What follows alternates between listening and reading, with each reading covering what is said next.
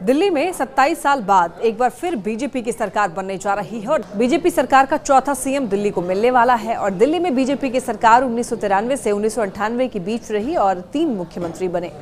BJP सरकार के पहले सीएम मदन लाल खुराना थे, जिन्होंने 1993 से 1996 तक सीएम की कुर्सी संभाली और हवाला कांड में नाम आने के बाद उन्होंने पद छोड़ा। दूसरे सीएम साहिब सिंह वर्मा थे, जो कि प्रवेश सिंह वर्मा के पिता हैं।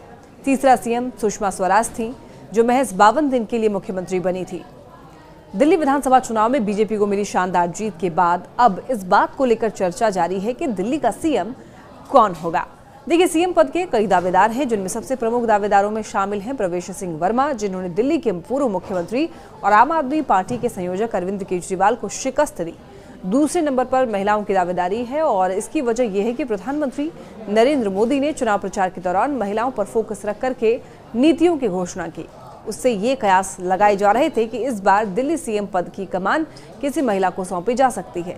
तीसरे दावेदार के रूप में पूर्वांचली सामने है, जिनका बीजेपी की बड़ी जीत में अहम योगदान है। और नई दिल्ली विधानसभा सीट से बीजेपी के नेता प्रवेश सिंह वर्मा ने अरविंद केजरीवाल को 4089 वोट से हराया और उनकी ये जीत बहुत ही महत्वपूर्ण है, क्योंकि अरविंद केजरीवाल को हराने से आप यानी कि आम आदमी पार्टी पूरी तरह टूट चुकी है। उनका नेता चुनाव हार गया है। युद्ध में अगर सेनापति हार जाए तो सेना की जो स्थिति होगी वही स्थिति अभी आम आदमी पार्टी की है।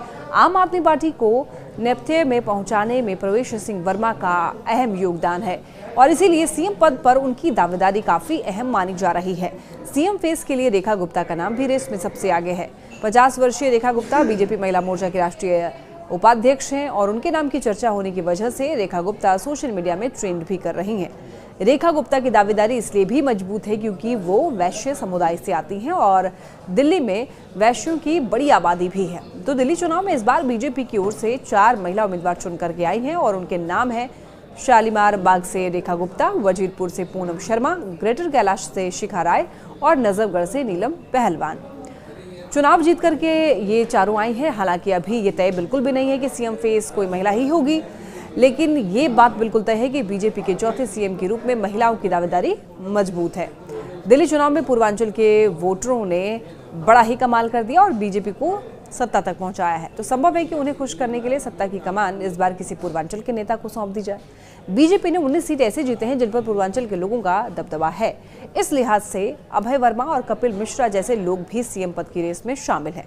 हालांकि सीएम फेस को लेकर निर्णय तभी होगा जब पीएम फ्रांस के दौरे से वापस लौटेंगे। बीजेपी चूंकि अपने निर्णयों से चौंकाती रही है, इसीलिए इस बार भी दावे से ये नहीं कहा जा सकता है कि कौन बनेगा दिल्ली का सीएम, लेकिन बहुत जल्द दिल्ली को एक नया सीएम मिलने जा रहा है।